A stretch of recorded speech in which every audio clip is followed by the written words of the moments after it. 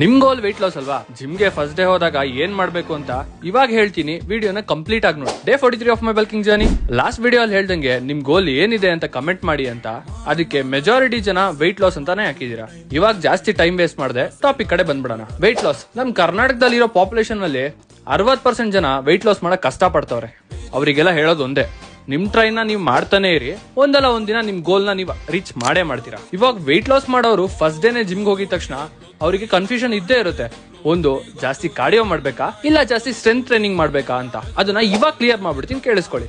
Weight loss ಅಂದ್ರೆ ಬರೀ cardio ಮಾಡಿದ್ರೆ ಆಗಲ್ಲ, ಅದ್ರ ಜೊತೆ ಸ್ಟ್ರೆಂತ್ ಟ್ರೈನಿಂಗ್ ಕೂಡ ಮಾಡ್ಬೇಕು. ಇವಾಗ ನೀವು ಬರೀ ಕಾರ್ಡಿಯೋ ಮಾಡ್ಕೊಂಡು ಹೋಗ್ಬಿಟ್ರೆ ನೀವ್ ಅನ್ಕೊಳ್ಳೋ ತರ ಫ್ಯಾಟ್ ಬರ್ನ್ ಅಂತೂ ಆಗುತ್ತೆ, ಬಟ್ ಸ್ಟ್ರೆಂತ್ ಅಂತೂ ಇನ್ಕ್ರೀಸ್ ಆಗಲ್ಲ. ಸೊ ಫಸ್ಟ್ ಸ್ಟೆಪ್ ಏನಂದ್ರೆ, ನೀವು ಒಂದು 10 to 15 ಮಿನಿಟ್ಸ್ ಕಾರ್ಡಿಯೋ ಮಾಡಿ, ಅದಾದ್ಮೇಲೆ ಸ್ಟ್ರೆಂತ್ ಟ್ರೈನಿಂಗ್ ಕೂಡ ಮಾಡಿ. ಅವಾಗ ಏನಾಗುತ್ತೆ ಅಂದ್ರೆ ನಿಮಗ್ ಬೇಕಾಗಿರೋ ತರ ಫ್ಯಾಟ್ ಬರ್ನ್ ಆಗುತ್ತೆ, ಅದ್ರ ಜೊತೆಗೆ ಸ್ಟ್ರೆಂತ್ ಕೂಡ ಇಂಪ್ರೂವ್ ಆಗುತ್ತೆ. ಮತ್ತೆ ಇದನ್ನ ಕ್ಲೀನ್ ಆಗಿ ಕೇಳಿಸ್ಕೊಳ್ಳಿ, ಡೈರೆಕ್ಟ್ ಹೆವಿ ವೇಟ್ಸ್ ಹೋಗ್ಬೇಡಿ, ಲೈಟ್ ವೇಟ್ ಇಂದಾನೆ ಸ್ಟಾರ್ಟ್ ಮಾಡಿ. ಆಮೇಲೆ ನೀವೇ ಗ್ರಾಜುಯಲಿ ವೇಟ್ಸ್ ನ ಇನ್ಕ್ರೀಸ್ ಮಾಡಿದ್ರೆ ಸಾಕು. ನಿಮ್ಗೆ ಯಾವ ವರ್ಕೌಟ್ ಮಾಡ್ಬೇಕು ಸ್ಟಾರ್ಟಿಂಗ್ ಅಲ್ಲಿ ಅಂತ ಕನ್ಫ್ಯೂಷನ್ ಇದ್ರೆ ತಲೆ ಕೆಡಿಸ್ಕೊಬಿಡಿ. ಕಮೆಂಟ್ ಸೆಕ್ಷನ್ ಅಲ್ಲಿ ವೆಯ್ಟ್ ಲಾಸ್ ಅಂತ ಹಾಕಿ, ನಾನ್ ನಿಮ್ಗೆ ವರ್ಕೌಟ್ ಸ್ಪ್ಲಿಟ್ ನ ಕಳಿಸ್ಕೊಡ್ತೀನಿ. ಇದೇ ತರ ಇನ್ಫಾರ್ಮೇಟಿವ್ ವಿಡಿಯೋಸ್ ಬೇಕು ಅಂದ್ರೆ ನಿಮ್ಗೆ ಗೊತ್ತಲ್ಲ, ನನ್ನ ಫಾಲೋ ಮಾಡ್ಕೊಳ್ಳಿ.